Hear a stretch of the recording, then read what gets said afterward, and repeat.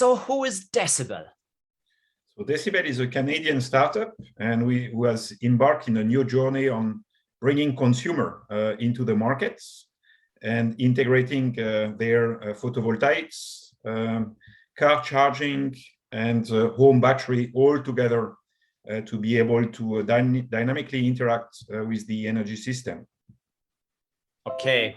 Now, we're in an unprecedented time with the energy crisis, people looking for lower energy costs, conserving energy, energy security.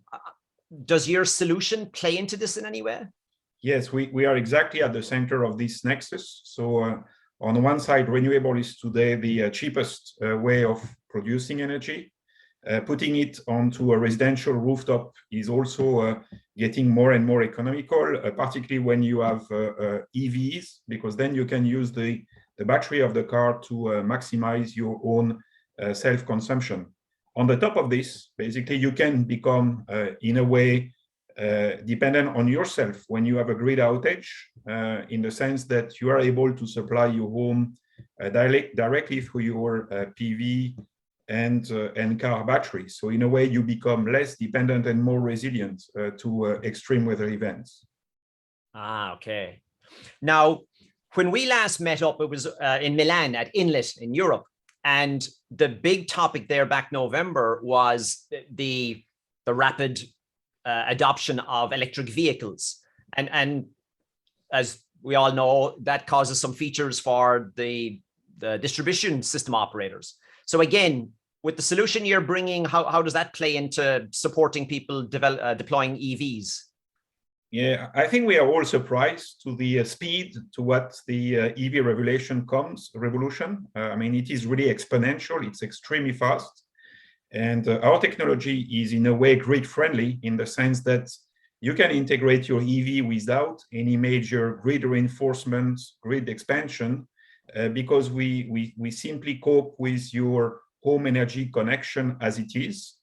And so basically we make use of your own sun and the capacity of your EV batteries to minimize the impact of your home into the entire energy system. So while we see PV adoption accelerating, one of the difficulty will be the grid integration, and our technology allows to facilitate significantly that grid integration moving forward.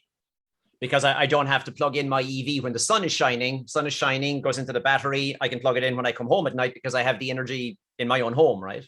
Absolutely.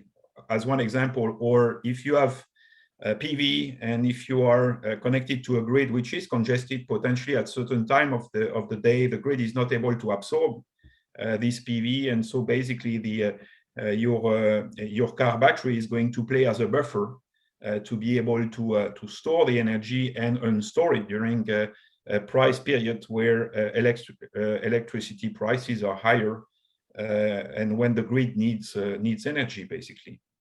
So Laurent, we've known each other for many years, and we and in the industry have been talking about smart home for many years, and it hasn't exactly been the runaway success. Why is smart home different this time around? So yes, that's a very good question. So what is really different is if we are looking at smart home a few years back, we were looking at all very small loads of the home, and which are rather unflexible loads. And while what is really new now is with loads such as heat pumps, home batteries, or car charging, you have large size loads which represent potentially the doubling of your electricity bill. And so basically the financial benefit of doing that home energy optimization is much higher, and it has much more impact to the energy system. So I think we are now with electrical vehicle introduction, heat pump, and PV with batteries at a turning point for the smart home energy management space, and hence the approach which we have with dcbel. Yeah, it's very different from the controlling my kettle or the light switch. Now, all of the little bits help, but again, the scale, the solar, the battery, the electric vehicle, it's a step change in terms of the size of the I would just say time shifting that you can do. Absolutely. A different word. Okay. Absolutely. Now, you know me, I'm a techie guy, right? Sometimes the technology is the easy bit. I think solar on the roof, inverters, plug-in electric vehicles, or I'm thinking a lot of work, a lot of permissions, a lot of guys putting holes in the wall to put stuff in. Where did he fit in with all this? Yeah, that's the what you are referring to is really integration work. And when we looked at our dcbel approach, and we were starting to look at how many boxes do we need to connect to be able to interconnect a PV with car charging and with another battery, there were at least 5 or 6 different boxes. So what we decided to do is compact all of these into one box and make use of the DC current as much as possible when it's basically when you flow electricity from your solar panel into your battery and you basically restore it back into your home. So we have really rethought on reuse of DC to charge your car into your home environments.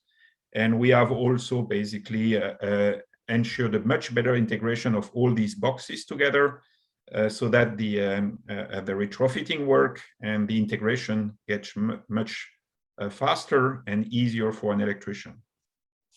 And then, if I may, do I need to get permits from my utility provider and?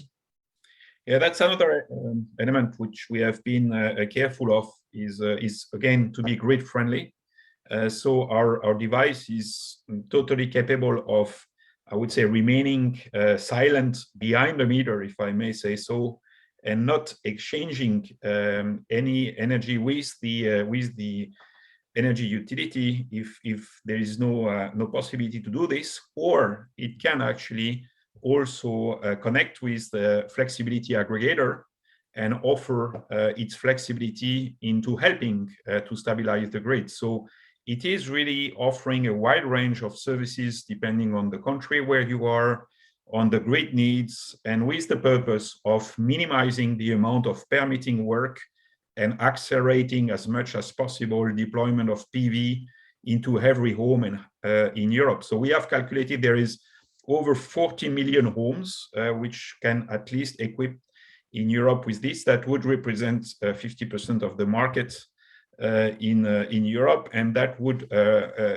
be a significant CO2 saving for Europe. We are talking about 300 million ton saving per year if we would equip all these homes with EV and solar PV. So it is really a gigantic opportunity for Europe in the current condition where we want to protect ourselves against the electricity crisis, but as well as help the planet and reduce our footprints, carbon footprints, and minimize our impact to the environment.